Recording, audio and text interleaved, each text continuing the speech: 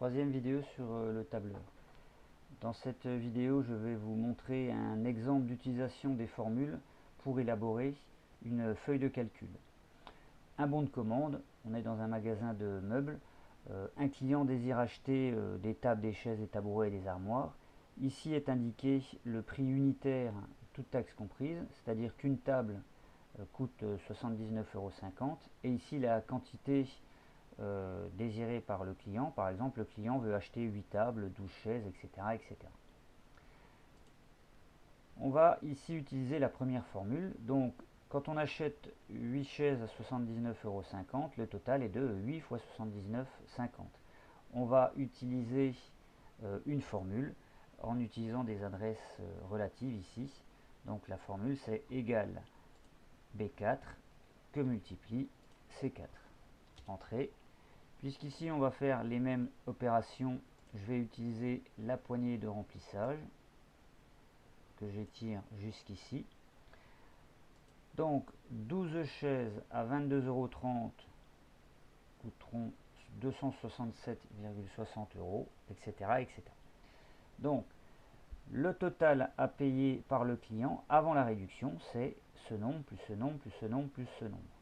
Donc on peut écrire la formule à la main, donc c'est égal somme, et je vais choisir la plage que je veux sommer.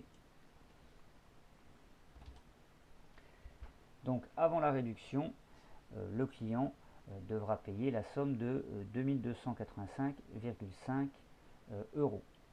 Je vais appliquer ma réduction. Donc dans cette cellule, je vais appliquer 5% au nombre 2285,5.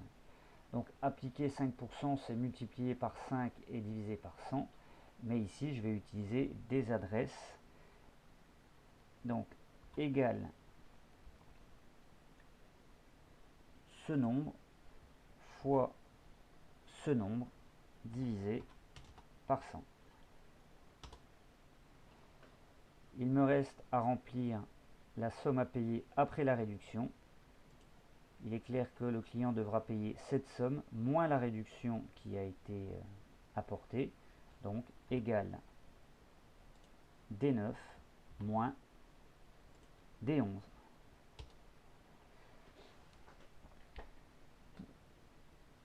Pour que ce bon de commande soit plus agréable à lire, on va pouvoir utiliser des formats de cellules. Par exemple, tout ce qui est en euros, par exemple les prix unitaires, je vais utiliser ce bouton qui est le bouton formaté comme une monnaie.